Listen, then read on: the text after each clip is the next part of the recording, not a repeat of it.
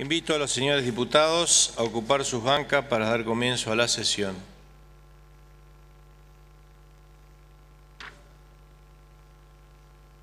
Por secretaría se tomará asistencia. Diputada Costa. Presente. Diputado Allende. Diputada Angerosa. Diputado Anguiano. Presente. Diputado Artusi. Presente. Diputado Báez. Diputado Valer. Presente. Diputado Bisoñi. Presente. Diputado Arrechón. Diputada González. Presente. Diputado Guzmán. Diputado Neteman. Diputado Koch. Presente. Diputado Lamadrid. Presente. Diputada Lambert. Presente. Diputado Lara. Presente. Diputada Lena. Presente. Diputado Monge. Presente. Diputado Navarro. Diputado Zuna. Presente. Diputada Pros. Presente. Diputado Riganti. Diputado Rotman. Presente. Diputado Ruberto. Presente. Diputado Sosa. Presente. Diputada Tacistro. Diputada Toller. Presente. Diputado Troncoso. Diputado Uribarri. Diputado Valenzuela. Presente. Diputado Vázquez. Diputada Viola. Diputado Vitor. Diputado Zavalo. Presente. Señor presidente, le informo que están presentes 29 señores diputados. Con la presencia de 20... Tiene la palabra el diputado Lamadrid. Para justificar la inasistencia del diputado Vitor por motivos personales. Tiene la palabra la diputada Lena. La presencia del diputado Neteman por razones de salud. Tiene la palabra el diputado Navarro. Presidente, para justificar la inasistencia de la diputada Angerosa, que por problemas de salud no está presente y que por problemas personales no ha llegado el diputado Allende. Se tomará debida nota. Con la presencia de 29 señores diputados, queda abierta la octava sesión del 139º periodo legislativo. Invito a la señora diputada María Alejandra Viola a izar la bandera nacional y al señor diputado Gustavo Zavallo a izar la bandera de Entre Ríos.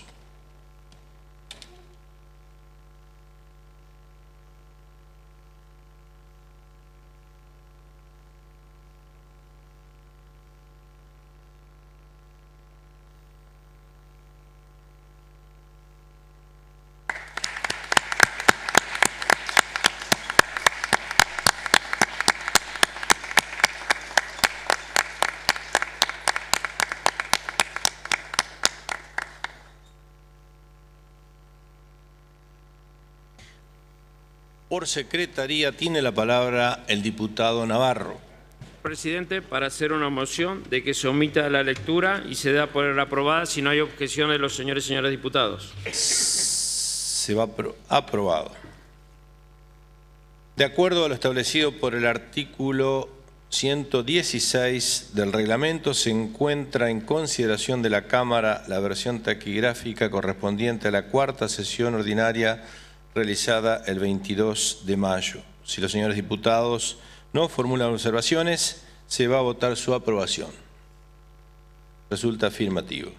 Por prosecretaría hacer lectura a los asuntos entrados. Tiene la palabra el diputado Navarro.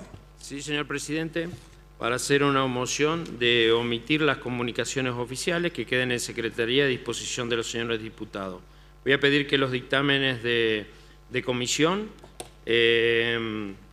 se han enviado a las comisiones correspondientes, como está en el extractín, los proyectos venido en revisión de la misma manera, y voy a pedir que los proyectos de los señores diputados que hemos acordado en la labor parlamentaria, que son de declaración, que son los números 22.881, 22.882, 22.884, queden reservados en secretaría, y que los pedidos de informe, que son el número de expediente 22.896, que cuenta con la firma correspondiente, sea comunicado. El resto de los proyectos se ha remitido según se ha indicado en los asuntos entrados. Rectifico el número 22.894, proyecto de declaración, el último. Si hay sentimiento, aprobado. Corresponde el ingreso de los proyectos. Tiene la palabra el diputado Navarro. Sí, señor presidente, para solicitar el ingreso del expediente número 22.846, su ingreso y reserva en secretaría. El expediente 22.817, el ingreso y reserva en secretaría. Expediente 22.789, ingreso y al orden del día de la próxima sección. El expediente número 21.991, su ingreso y reserva en secretaría. Y el expediente 21.559, su ingreso y reserva en secretaría. Si hay asentimiento, aprobado. Tiene la palabra el diputado Baller. Gracias, señor presidente. La verdad que he pensado mucho hacer este proyecto de declaración y lo he pensado porque no quiero que esto se tome ni como un agravio ni como una cuestión netamente política. Perdón, diputado, ¿está en el turno de los proyectos o de los homenajes? Declaración.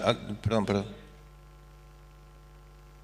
Perdón, no. ¿No proyecto de declaración? Sí, diputado Navarro. Valer, que todavía no es el momento de debatir. Yo pedí el ingreso y reserva en secretaría. Que su proyecto de declaración se... Exacto, sí. ¿O va a pedir el ingreso de otro proyecto? No. Perfecto. Entonces, en el turno correspondiente. Ahora sí corresponde el turno de los homenajes. Tiene la palabra el diputado Baller. Gracias, señor presidente. Hoy, 19 de junio, conmemoramos el Día de nuestra bandera federal, la enseña de la franja roja creada por José Gervasio de Artigas. En esta jornada, 19 de junio, se conmemora en Entre Ríos el Día de la Bandera Federal, fecha que coincide con el nacimiento del caudillo José Gervasio de Artigas. La bandera celeste y blanca con la franja roja en diagonal cuenta la historia que fue elegida por José Gervasio de Artigas en junio de 1815, mucho antes de oficializarse la enseña celeste y blanca. La franja roja que cruza de vértice a vértice sobre el celeste y blanco significa el espíritu y el sueño de una organización federal que tenían quienes integraban la Liga de los Pueblos Libres, como Artigas y Pancho Ramírez. A su vez, la bandera original cuenta con el flameo cuentan que flameó por primera vez en el cuartel de Arerunguá el 13 de enero de 1815. Fue enarbolada por el caudillo entrerriano Eusebio Ereñú a orillas del río Paraná el 13 de marzo de 1815, como resultado de la incorporación de la provincia a la Liga de los Pueblos Libres. Gracias, señor presidente. Tiene la palabra el diputado Artusi. Presidente, para adherir al homenaje a la memoria de José Artigas, prócer que compartimos con los hermanos orientales, y también a nuestra bandera, la bandera de Entre Ríos, que precisamente la creara Artigas y que se la legara a caudillos entrerrianos como Ramírez, con los que luego, como todos sabemos, lamentablemente tendrían diferencias que hicieron primar ambiciones personales y que hicieron que dos próceres que compartían en el fondo los mismos ideales terminaran enfrentados con los trágicos resultados que todos conocemos. Artigas es sin dudas, como dice Félix Luna en su célebre obra Los caudillos, un prócer del federalismo argentino que quizás se salvó de la diatriba de cierta historiografía porteña por ser el prócer de alguna manera oficial de un país que no por ser un país hermano deja de ser otro país, como es la República Oriental del Uruguay. Pero los entrerrianos y los argentinos en su conjunto, creo entendimos hace ya un tiempo razonable que debemos reivindicar a Artigas como un prócer propio. Fue sin dudas uno de los líderes más lúcidos del federalismo, y dentro de esa amplia corriente federalista, que fue heterogénea y que tuvo también algunos elementos reaccionarios, Artigas fue sin dudas uno de sus exponentes más progresistas. de modo tal que corresponde que al conmemorarse un nuevo aniversario de su nacimiento rindamos homenaje a su memoria y renovemos nuestro compromiso con sus luchas y con su legado y con su ejemplo de conducta. Y también homenajear en la bandera de Entre Ríos todo lo que ello significa, su ideal de federalismo, de independencia, de república, recordando que la tenemos como bandera oficial de nuestra provincia por decreto desde el 5 de marzo de 1987 y por ley, la ley 10.220 como corresponde. Esta legislatura saldó una asignatura pendiente de alguna manera el 18 de junio de 2013. Los símbolos, los emblemas como las banderas deben ser algo mucho más que simples formas y colores, deben encarnar valores, principios. Por lo tanto, sirva este homenaje como una forma de ratificar nuestro compromiso con los principios que nuestra bandera representa. Muchas gracias, presidente. Tiene la palabra el diputado Báez.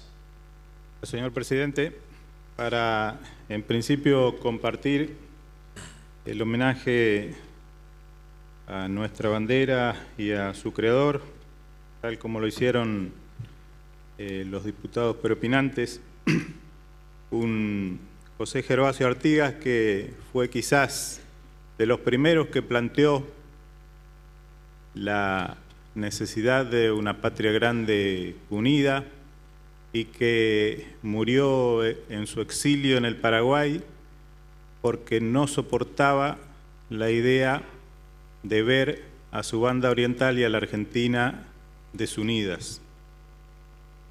Y por esas raras y en todo caso tristes coincidencias, quiero también homenajear hoy a un compañero, a un amigo que hace algunas horas, apenas cumplido los 67 años de vida bien vividas, se nos fue. Me refiero a un gran intelectual, a un gran militante político que en vida fue José María Blanco, gran artiguista también. A José se le cansó el corazón, presidente, un corazón que usó con bondad para los más necesitados y con fiereza para los poderosos. Tuvo usted el honor de designarlo allá a principios del 2012 al frente de la editorial de Entre Ríos. Era el director hasta el día de hoy de la editorial de Entre Ríos, donde realizó una brillante tarea, pero para los que conocíamos su diaria, su pasión estaba puesta en descubrir, en escudriñar las razones que nos mantienen atados a nuestra condición de colonia. José María Blanco fue quizás uno de los mejores discípulos del maestro Norberto Galazo. Fue un conocedor profundo de la obra de Raúl Scalabrini Ortiz. Nos hizo a muchos descubrir a Mariano Fragueiro, a Manuel Ugarte. Paseaba con orgullo su amistad con Estela Caloni.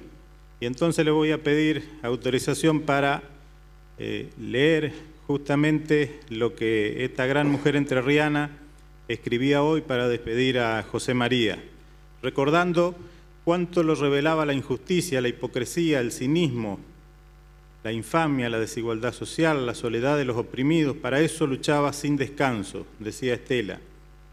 Una de sus obras más hermosas fue el rescate de la lengua chaná y el diccionario que se editó durante su gestión desde la editorial de Entre Ríos. Una obra reconocida por lingüistas e historiadores como un aporte extraordinario y hasta reconocida y agradecida por el presidente de Bolivia, Evo Morales.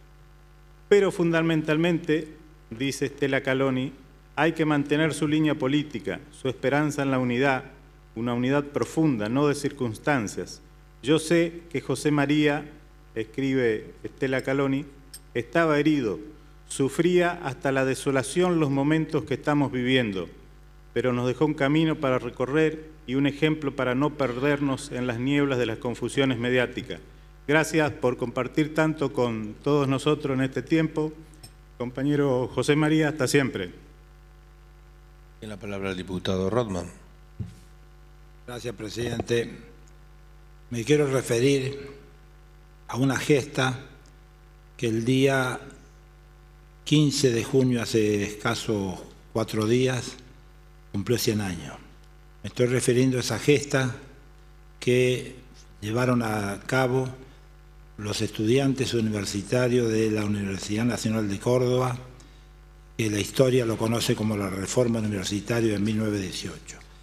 Esta reforma fue un movimiento de proyección latinoamericana para democratizar la universidad y otorgarle un carácter científico que se inició con una rebelión estudiantil, como dije, en la Universidad Nacional de Córdoba, que se extendió entre marzo y octubre de 1918, durante el cual se produjeron violentos enfrentamientos entre los reformistas y la gente que adhería al antiguo directivos de esa universidad, ganándose su lugar definitivamente tras los acontecimientos que culminaron en lo que la historia conoce como la Reforma Universitaria de 1918.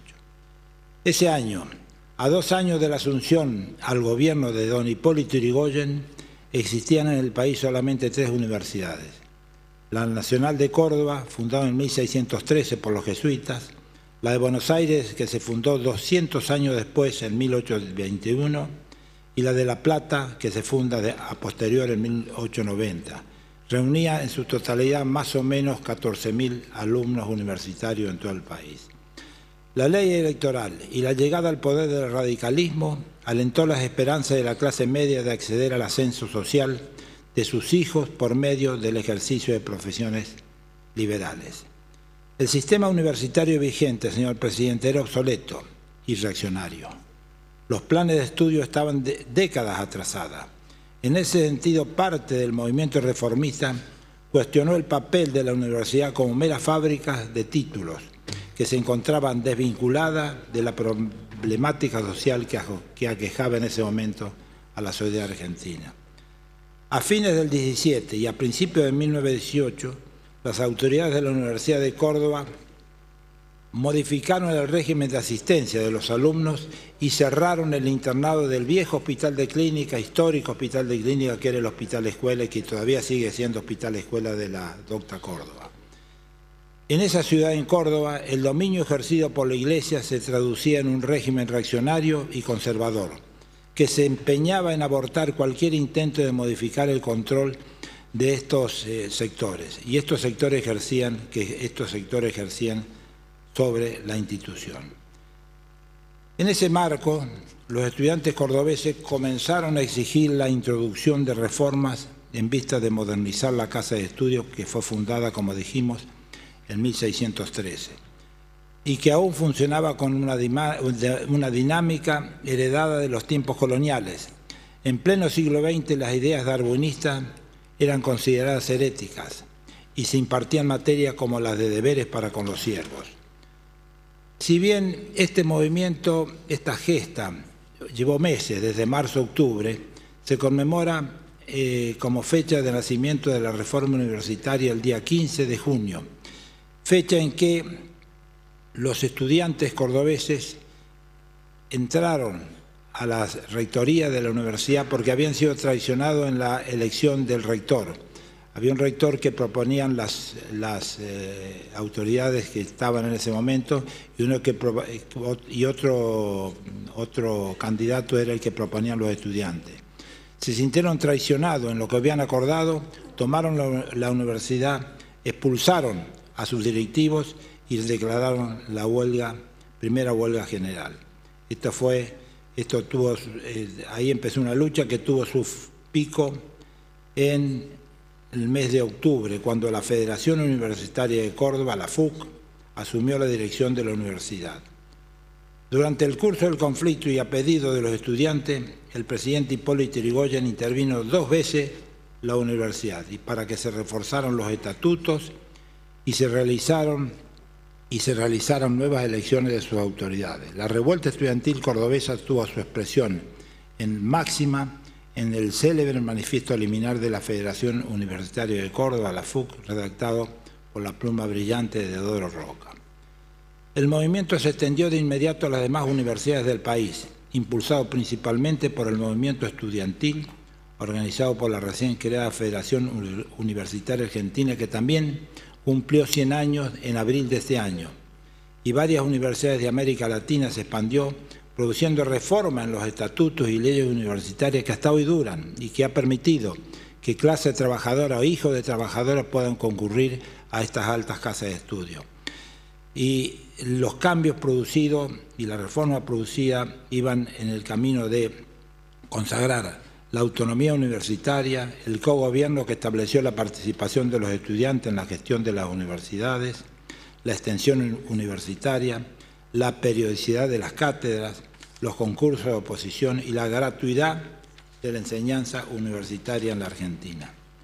Desde su inicio, la reforma universitaria se percibió a sí misma como un movimiento político, pedagógico permanente, de vocación latinoamericana y antiimperialista.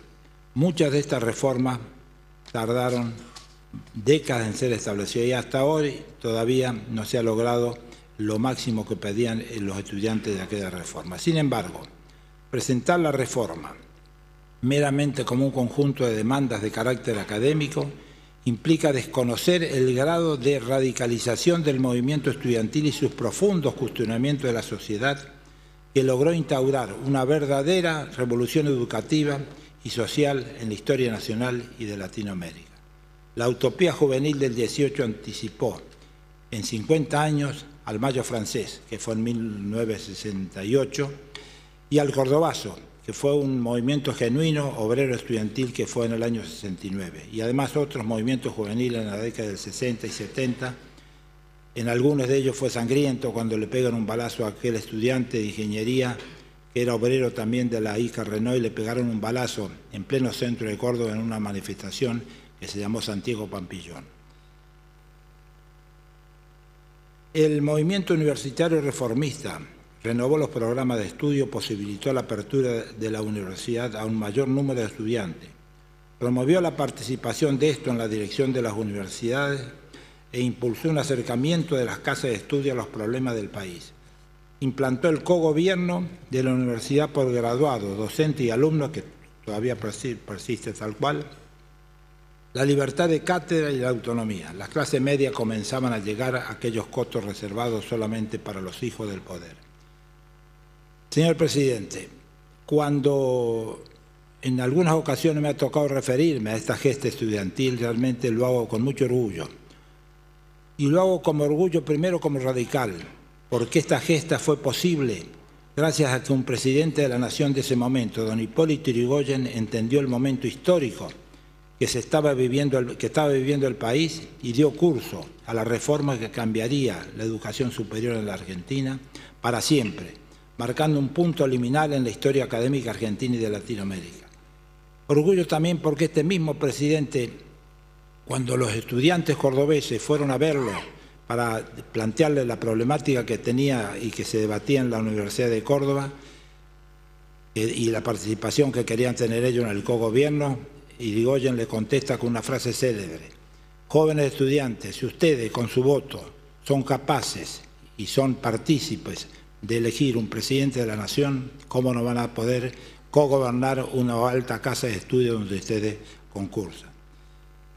¿Cómo no voy a estar orgulloso, señor presidente, si un hijo de un empleado, nieto de inmigrantes, pudo acceder a las gradas de la Universidad de Córdoba y graduarse después, como me tocó a mí, cumpliendo ese sueño que lo plantea muy bien Florencio Sánchez en su libro Mi hijo el doctor?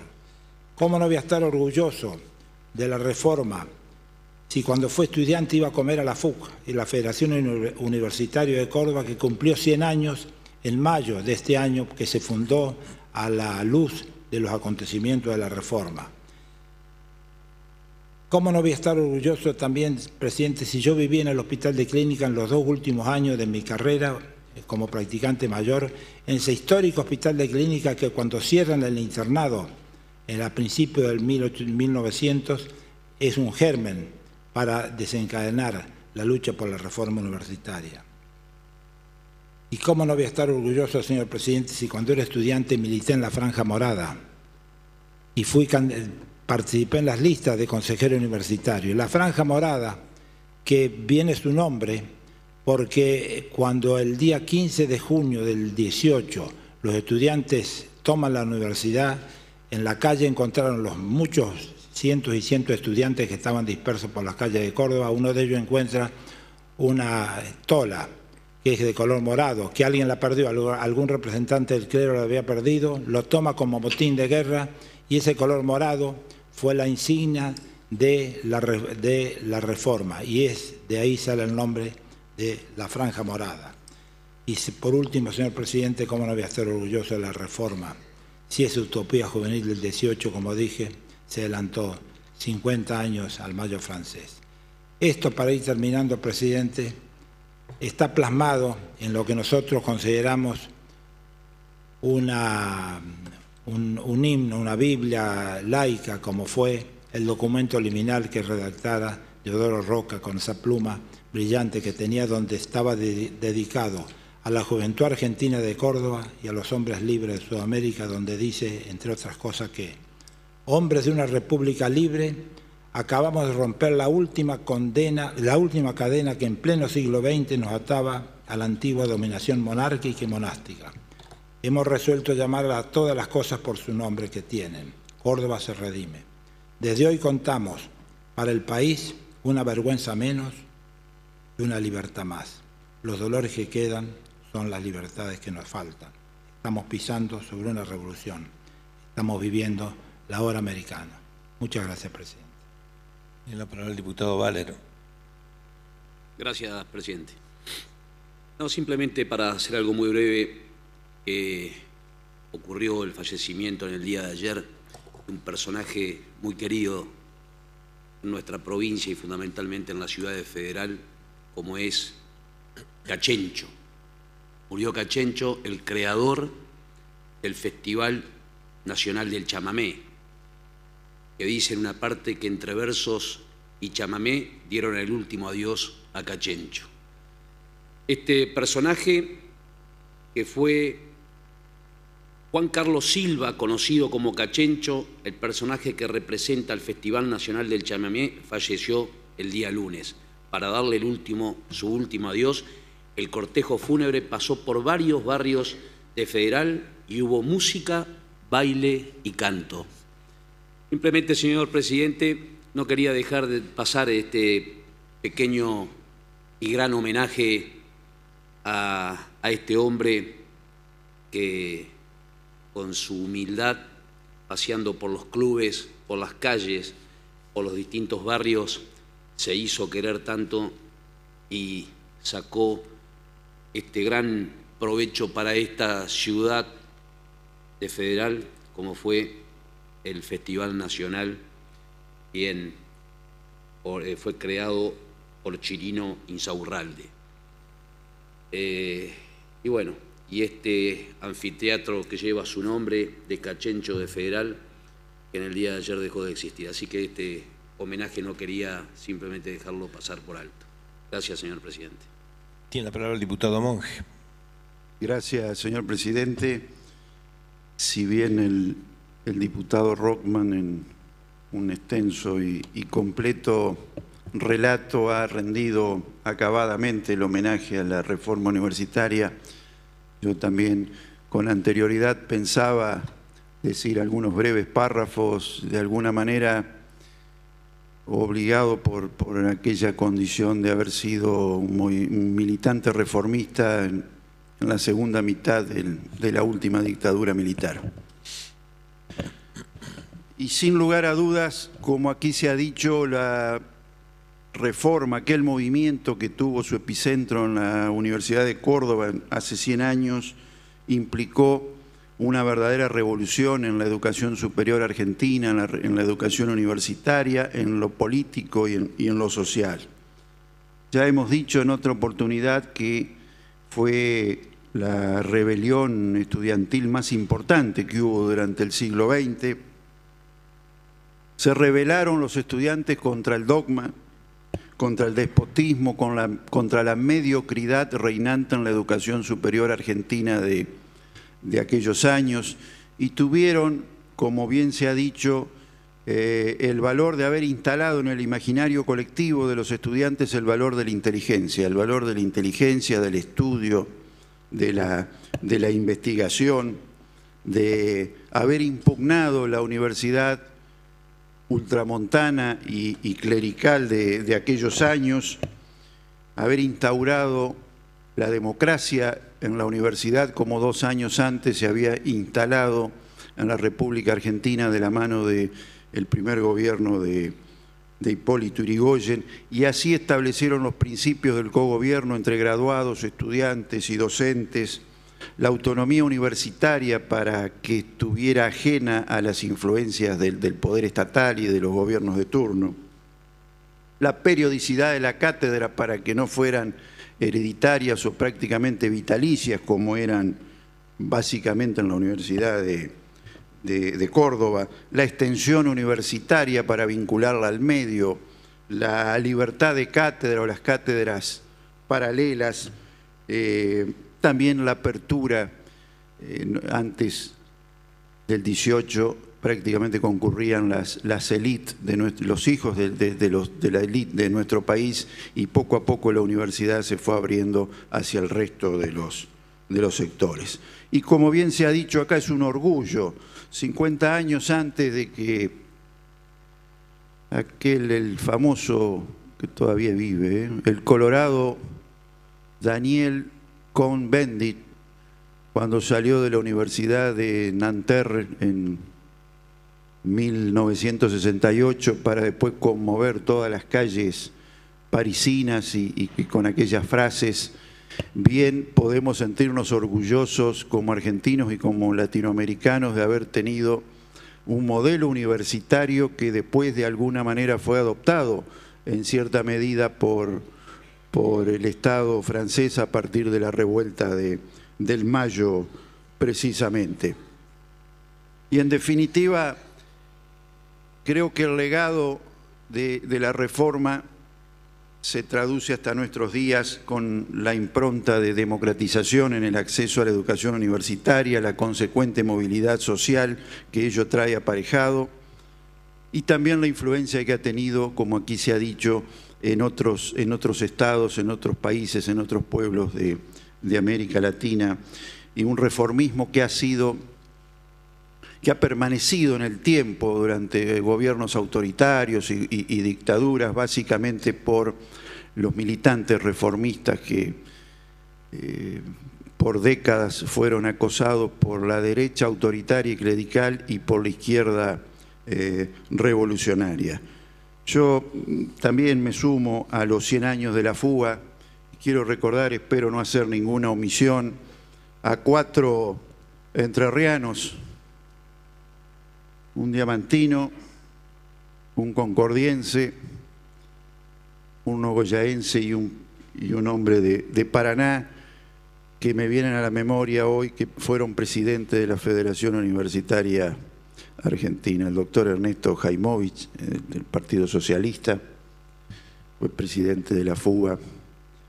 El doctor Marcelo Stubrin, el doctor Marcelo García, concordiense, con quien prácticamente conviví todos nuestros años de estudio, fue el primer presidente al normalizarse la fuga en 1984, y el diamantino Néstor Grancelli Chá, aquel que murió siendo presidente de la Fundación 5 de Octubre, que no es precisamente por el Día del Camino, sino por el 5 de octubre de 1954, donde se encarcelaron cientos de jóvenes universitarios en la ciudad de Buenos Aires.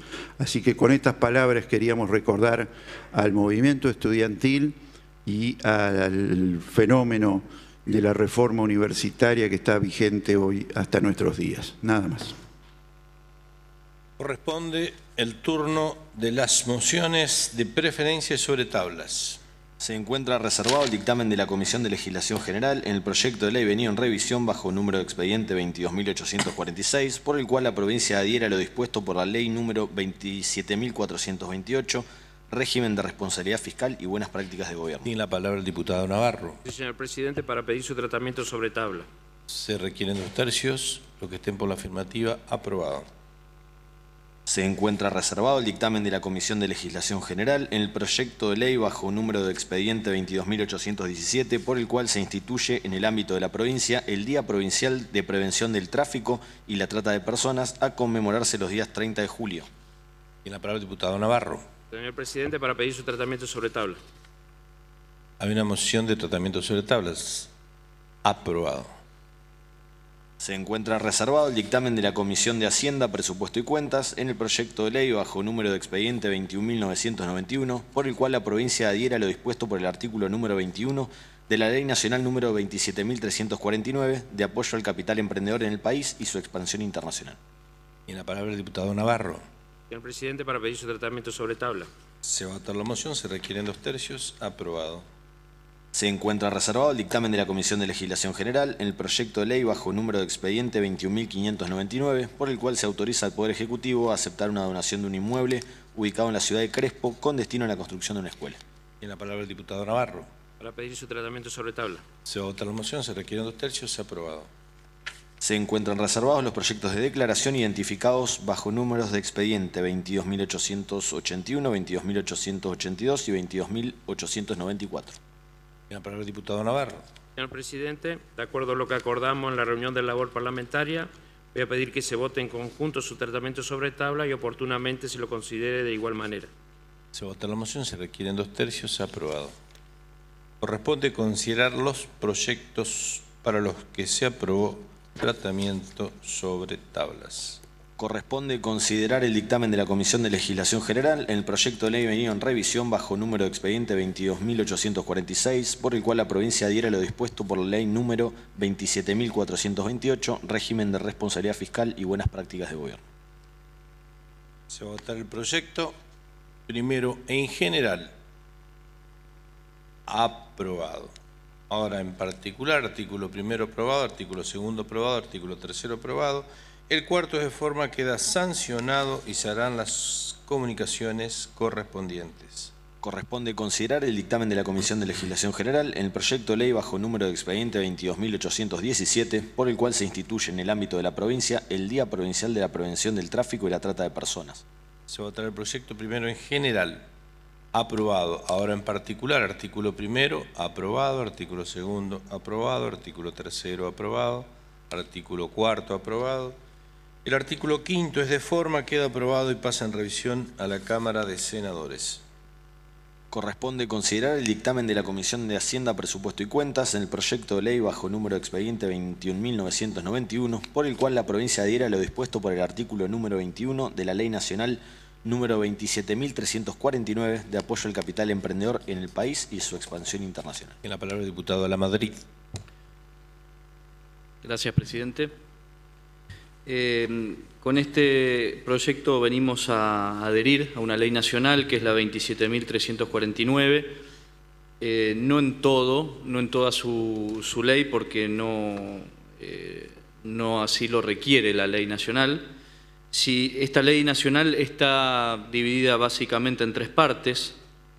Una es la creación de la Sociedad por Acciones Simplificadas, la SAS, que es una nueva forma de creación societaria, que una de sus principales características es que permite la sociedad unipersonal, es decir, que hay un capital de afectación y que una sola, no se requiere ya de 2 personas para una sociedad.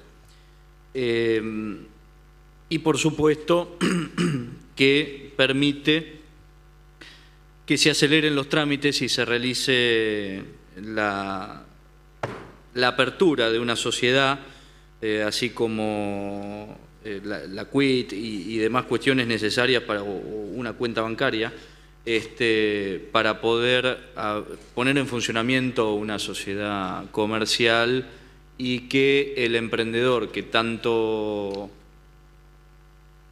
digamos, cuesta, ¿no es cierto?, para alguien que esté iniciando un proyecto, lo pueda hacer de manera rápida y sencilla en materia societaria y de resguardo de su capital.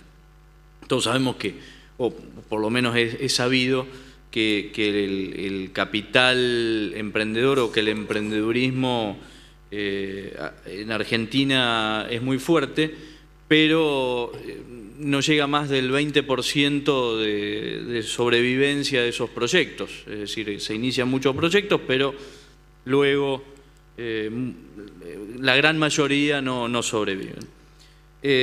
Lo que se busca justamente con esto es bajar los costos de transacción, bajar los costos para poder iniciar estas sociedades. En segundo lugar, se regula lo que es el financiamiento por capital colectivo. Hay muchos ejemplos, inclusive hay ejemplos en donde una persona quiere llevar adelante un proyecto de muy baja escala y abre una especie de subasta en donde la gente empieza a invertir en ese proyecto. Hay casos hasta de obras de arte que se pueden financiar de esa forma. Esto está funcionando en el mundo y creemos que es muy beneficioso para apoyar el capital emprendedor y que no tenga que venir solamente del financiamiento bancario o un financiamiento caro. Y en tercer lugar, esta ley, la ley nacional a la cual me estoy refiriendo, crea en su artículo 14, ¿sí?, el Fondo Fiduciario para el Desarrollo del Capital Emprendedor, el FONSE, y el cual tendrá por objeto financiar los emprendimientos e instituciones del capital emprendedor registrados como tales, es decir, también va a haber un registro al respecto. No obstante, la invitación a adherir que hace la ley nacional está en el artículo 21, ya que la ley nacional exime al fondo fiduciario de sus operaciones directamente relacionadas con el FONDE, de todos los impuestos, tasas y contribuciones nacionales existentes o a crearse en el futuro. Y por supuesto que en el artículo 21 invita a la Ciudad de Buenos Aires y a las provincias y a la Ciudad de Buenos Aires a adherir a las exenciones de todos los tributos aplicables en sus jurisdicciones en igual término a lo establecido en el párrafo anterior. Bueno, este es el artículo 21 de la ley nacional. Por eso entendimos que es necesario en esta adhesión declarar exentos del pago de impuestos, tasas y contribuciones provinciales existentes que sean de aplicación, que podrían ser de aplicación al capital emprendedor, y para justamente fomentar que estos fondos puedan venir a la provincia.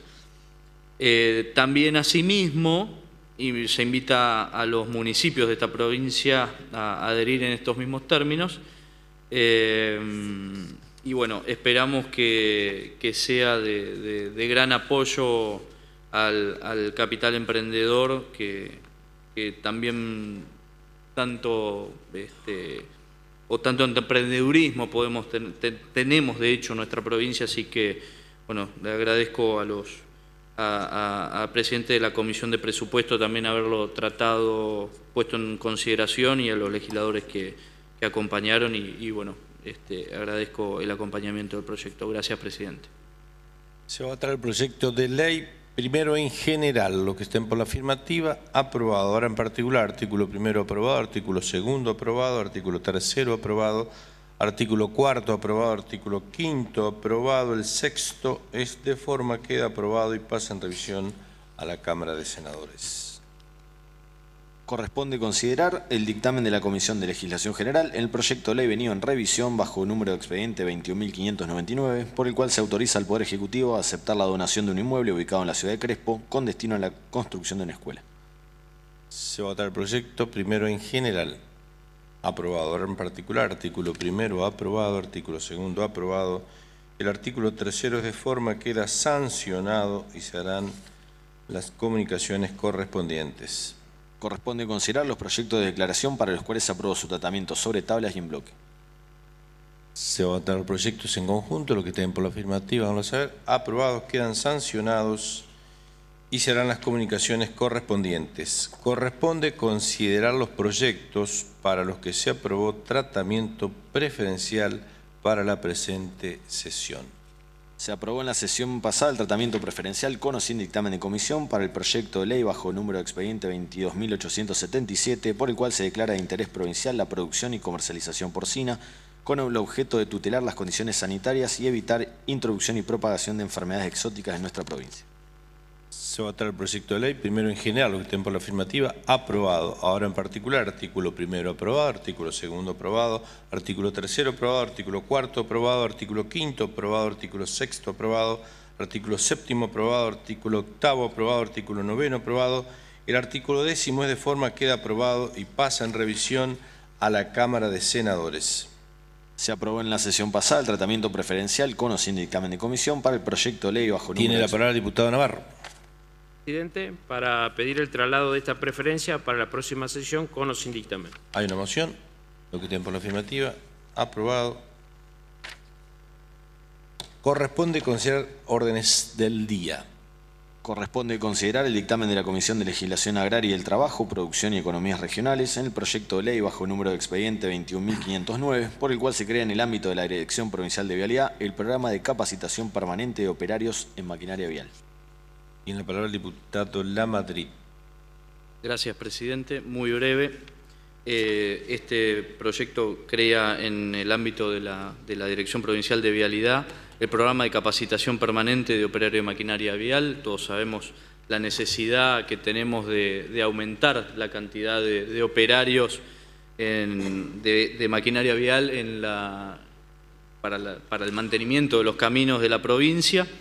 Esto lo hemos trabajado en la comisión respectiva y ha tenido el visto bueno de la Dirección de Vialidad, justamente porque lo que establece es la permanencia del programa, ¿no es cierto? Entonces, y otra cuestión que creemos de suma importancia, que es el artículo 3º, es que se podrá contratar personal como capacitador, personal ya retirado o jubilado de la Dirección Provincial de Vialidad, ¿no es cierto? Que todos sabemos que hay muy buenos recursos humanos que por ahí, bueno, dejan de pertenecer porque llegó su tiempo de retiro y, bueno, pueden aportar muchísimo a la provincia. Así que, nada más, presidente, entendemos que es de importancia para la provincia. Gracias.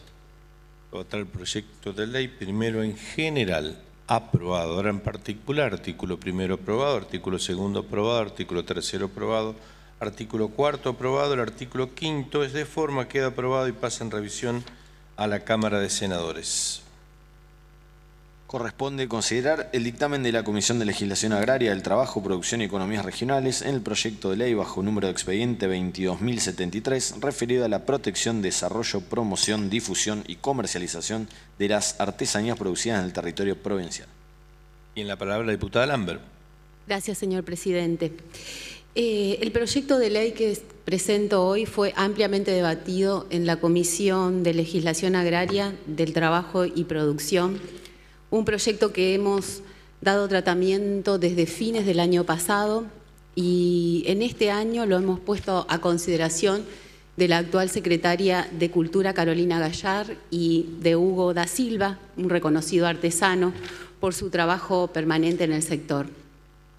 Quiero destacar que nace este proyecto de un trabajo realizado por los propios artesanos en el marco de la Fiesta Nacional de la Artesanía, que se realiza, como todos saben, año a año en la ciudad de Colón, y que si bien convoca a artesanos de todo el país, también lo hace respecto a nuestros artesanos. Y fueron ellos que, reunidos y organizados, se permitieron y me permitieron debatir este proyecto que hoy les presento. En esos encuentros que tuvieron suficientes motivos como para concluir que la ley actual, la ley vigente, la 9486 del año 2003, además de no tener una aplicación práctica, es insuficiente en aspectos tales como protección y garantía de los derechos y protección de la propia actividad. Establecemos como objetivo en esta ley la protección, desarrollo, promoción, difusión y comercialización de las artesanías producidas en el territorio de la provincia. El reconocimiento de artesanos y artesanas como trabajadores de la cultura, en tanto productores de elementos de significación cultural, y la salvaguarda de las técnicas y procesos de producción de artesanías. Se declara de interés provincial la actividad artesanal como manifestación cultural autóctona y como elemento de identidad provincial y nacional. En el capítulo 2 del proyecto se establece como autoridad de aplicación a la Secretaría de Cultura, que entre otras funciones tiene como deber preservar el patrimonio artesanal de la provincia, implementar el registro provincial de artesanos, en el cual deben inscribirse todos aquellos que realicen dicha actividad, siendo su inscripción obligatoria y gratuita. Este registro nos va a permitir cuantificar, saber cuántos son los artesanos que tenemos en la provincia y cuáles son las artesanías que realizan, recopilar una variedad de datos a los fines de poder aplicar de manera correcta políticas públicas inclusivas como el derecho a la vivienda, el derecho a la seguridad social e incluso algo que parecería imposible de quitar, pero es el derecho que hoy no tienen de transitar libremente por la provincia con sus mercaderías, con sus materias primas, sin miedo a que las fuerzas de seguridad los decomisen, exhibiendo su carnet identificatorio como artesano o como trabajador de la cultura. En el artículo 3 se establece la creación de un consejo consultivo que estará integrado por los distintos ministerios y por los propios artesanos, uno de cada departamento, actividad que no será remunerada. Básicamente son los pilares que junto con el registro de artesanos componen la normativa. Y para finalizar, considero que la actividad, además de poseer una enorme significación cultural y social, implica posibilidades de desarrollo económico, regional y de generación de empleo. Busca dar un marco legal adecuado a la actividad artesanal y a sus principales protagonistas, los artesanos. Así que agradezco a los diputados que me acompañen con este proyecto. Se va a votar el proyecto primero en general. Aprobado. Si hay asentimiento de los señores diputados, considerando la cantidad de artículos y si hay asentimiento de sí, se va a votar por capítulos. Aprobado. Se va a votar el capítulo 1. Aprobado. Capítulo 2. Aprobado. Capítulo 3. Aprobado. Capítulo 4. Aprobado. Capítulo 5. Aprobado. Capítulo 6 aprobado, capítulo 7 aprobado. El artículo 18º es de forma, queda aprobado y pasa en revisión a la Cámara de Senadores. Corresponde considerar el dictamen de la Comisión de Legislación Agraria y del Trabajo, Producción y Economías Regionales en el proyecto de ley bajo número de expediente 22.215, por el cual se crea en el ámbito del Ministerio de Producción la Comisión Provincial de Emergencia y Desastre Agropecuario. Se va a votar primero en general.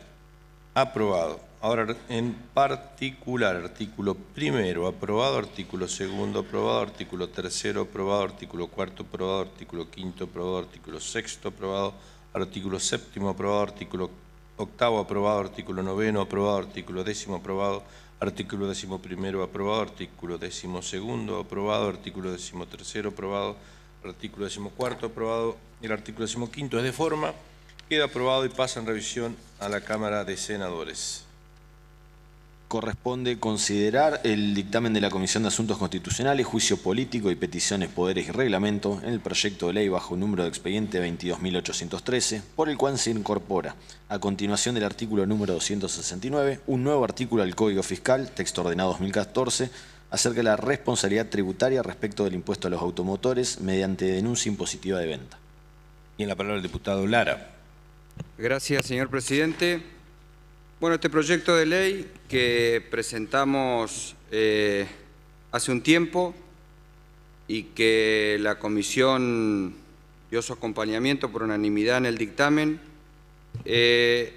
intenta, presidente, como lo decía por secretaría, al dar cuenta de este proyecto, reformar obviamente un artículo del Código Fiscal de la provincia, pero lo que perseguimos es brindar una solución a una problemática de la vida diaria de la ciudadanía, de los contribuyentes puntualmente, y que es aquella por la cual los contribuyentes del impuesto automotor de la provincia que transfieren, venden, ceden su automóvil, continúan como contribuyentes en el padrón de la TER, de nuestra administradora tributaria provincial,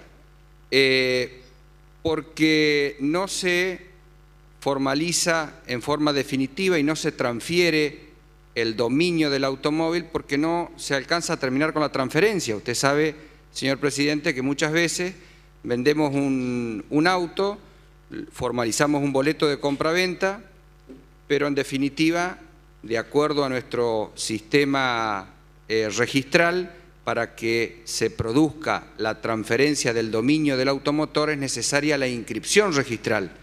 La inscripción registral en nuestro sistema jurídico, nuestro sistema registral, tiene efecto constitutivo en materia de automotores. No es como en materia de inmuebles que solo tiene efecto declarativo, es decir, en materia de inmueble uno transfiere un inmueble, formaliza la escritura de venta, de donación, etcétera, y con la entrega y la posesión de la cosa tiene efecto entre partes. La inscripción en el registro público de la propiedad de esa escritura, siempre en materia de inmueble hablando, tiene efectos declarativos, es decir, sirve para que sea oponible esa transferencia ante los terceros. En cambio, en el mundo de los bienes muebles automotores, la inscripción es constitutiva del derecho. Por más que hagamos un hermoso boleto de compraventa, que le entreguemos el automóvil, si nunca fue con el 08 y formalizó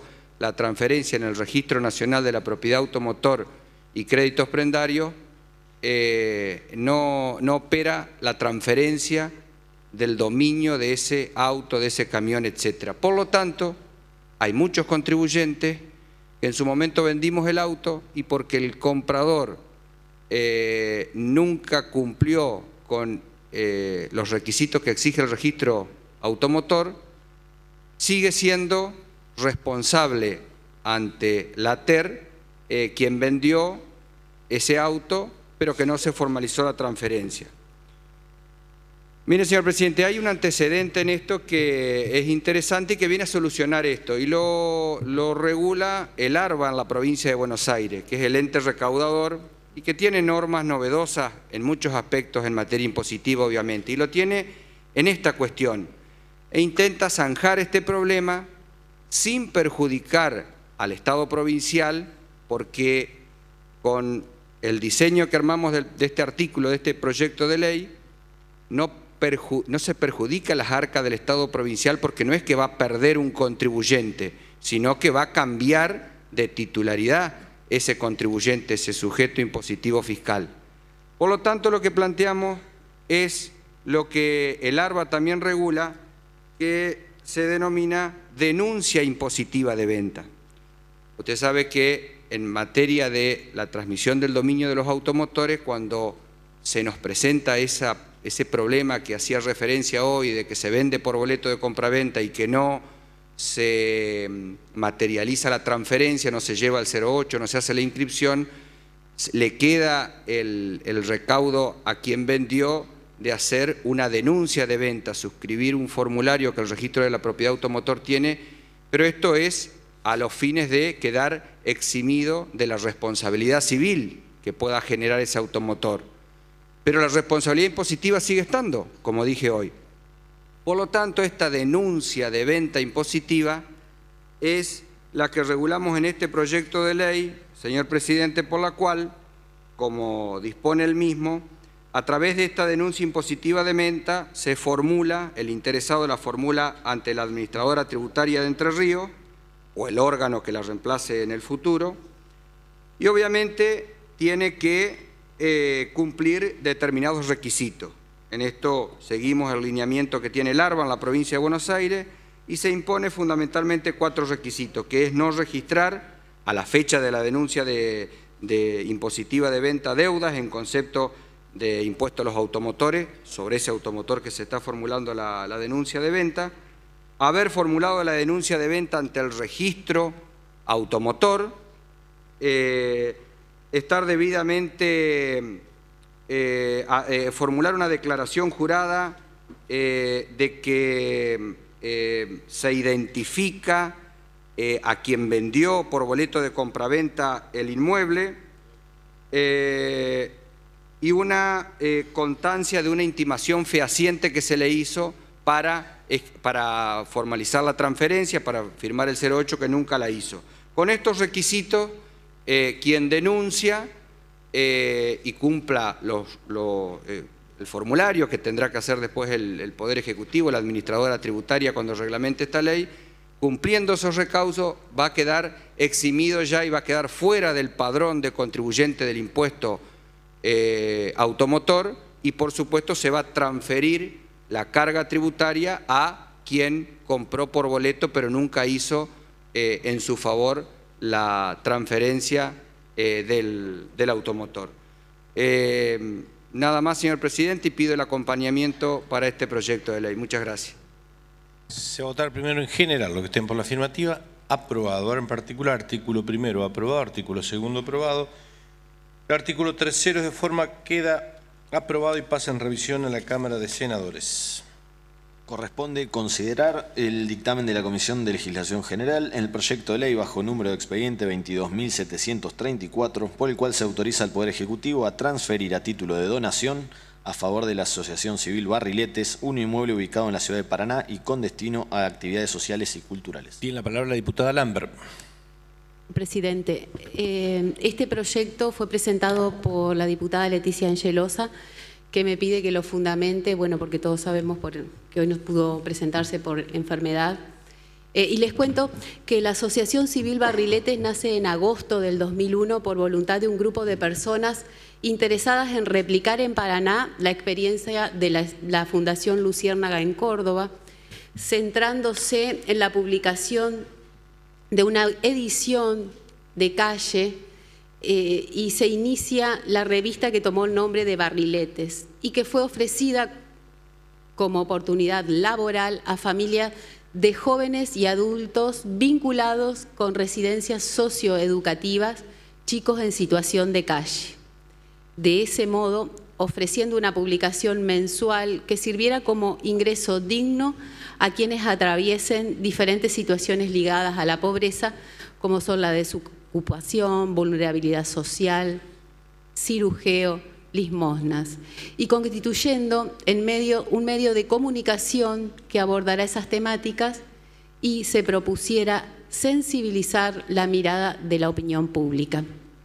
Luego de 15 años de crecimiento, la tarea de Barriletes puede sintetizarse en los temas trabajo digno y seguridad social para una ciudadanía activa, comunicación y educación populares para una transformación sociocultural de la ciudad.